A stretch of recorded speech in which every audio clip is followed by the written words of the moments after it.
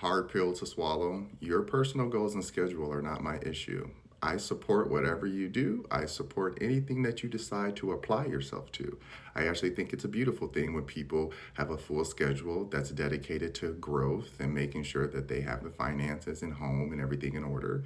But when you decide to walk into a relationship and choose to give your time to someone, you're saying that you're able and ready to now have space to allow someone to come in because these things that you decided to dedicate your life to are no longer something that is taking over everything in your life, which means you're saying, I'm emotionally available.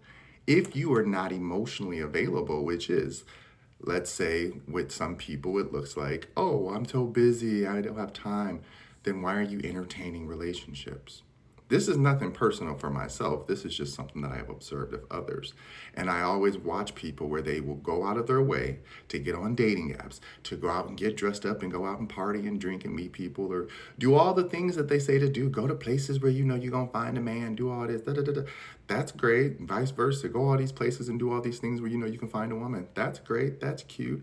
But when you find them, are you prepared for them? Are you ready for them? Do you have space for them? One of the biggest issues I see that comes up in relationships later is the times where you start to feel emotionally, sometimes it's physical, but where you start to feel emotionally like you're getting the bare minimum.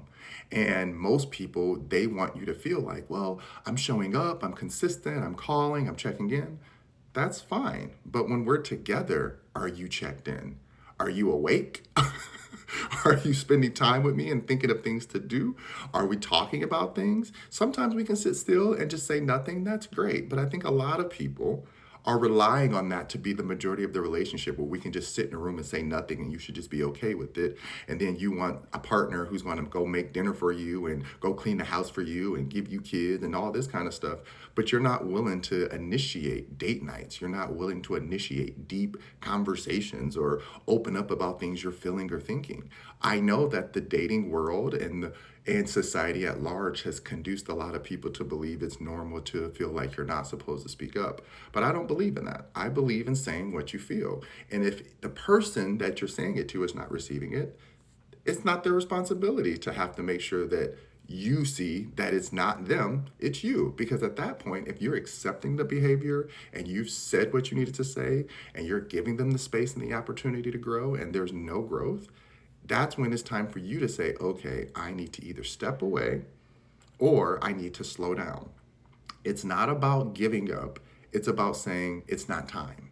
And I think a lot of people need to understand that if they could just say it's not time, they would save themselves years of headaches because the thing I've learned about the human condition is we have these emotions that if we do not tend to them, they become overwhelming and they just start to fester and grow and become something else. And even though we think it's one thing, like, oh, we think, oh, they're just not consistent enough. Really, what's happening is it's not that they're not consistent, it's that they're not available. Consistency to me is you're available. So that can be not just physical, but emotionally. So if you're emotionally checked out, let's say I ask you a question. And if every time I ask you a question, the answer is, I don't know, I don't have a response, I don't really care, then my response, my feeling is, I don't care either. But this is something that we both have to answer. It's kind of like crossing the train tracks. We got to do it. The train is coming. Do you want to wait for the train to come all the way before we cross? Or do you want to chance it and run across? Either which way, the decision has to be made. But to say, I don't care what we do, to me, that is very a passive way to approach relationships. It's a very passive way to approach yourself in life. And this is how people get moved over, looked over, things that they want don't work out the way they want, and then they blame society and say, it never works out for me. Well, you have to ask yourself, are you allowing someone else to dictate what you do because of their schedule? Are you allowing someone else to dictate your life because of their goals?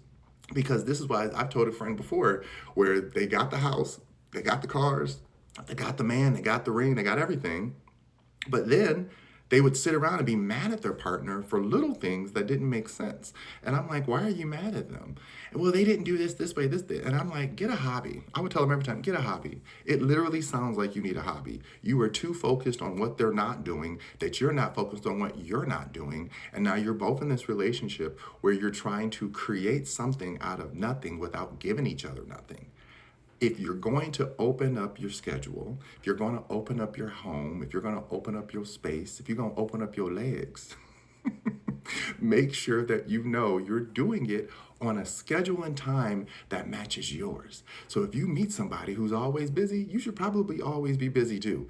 If you're with somebody who's always has something else to do, then you should probably always have something else to do. And if this works for you guys when you're together and you guys are giving each other undivided attention and you're putting your cell phones down and you're engaging, this type of relationship works, right? This is more what we call the business transaction type power couple relationship, because they know that they both have their own individual worlds that they've created prior to meeting this person, and they managed it and balanced it and was fine with it the entire time before this person. So when I come in, it should be no issue to make space for me, right?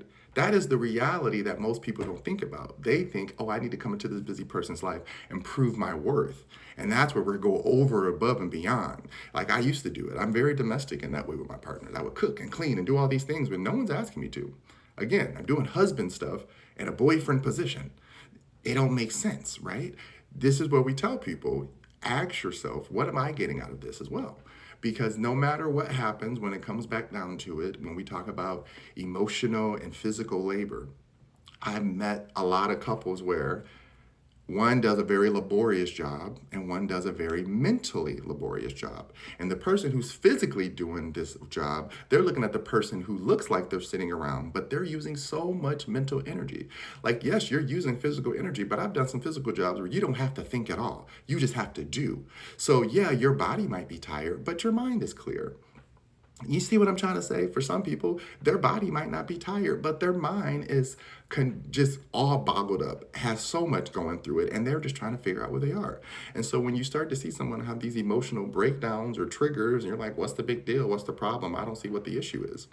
If they start to explain to you what the issue is, and you're still saying, well, I don't feel that way because I haven't experienced that, just because it has not happened to you or you have not witnessed it does not make it true, right? This is the part where I need people to remember. There's a lot of things like medicine, for example, that we don't know if it heals us, but you still take it just because somebody marketed it well. So you're trusting in this thing that somebody says works, but you don't really know if it works, right?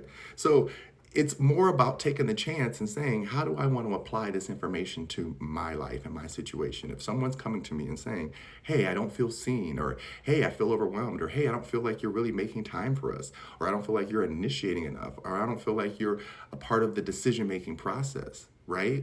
This is where it can start to become an issue, because I get both sides. That's why I tell people you have to think dualistically as well as live dualistically. There will always be polarized situations that come in and say, well, I negate this because I live the completely opposite life.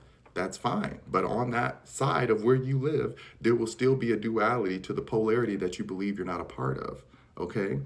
Everything that's polarized has a dualistic connection that is the bridge to why these things exist or seem to correlate together, right? This is why it's important to talk.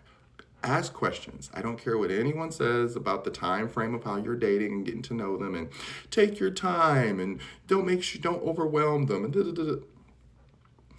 Everyone has the capability of choosing how they date, to each their own. For me, if I see that you are not capable of thinking ahead, thinking forward, taking the time to see that you're putting something else before your own needs, then it's not going to work.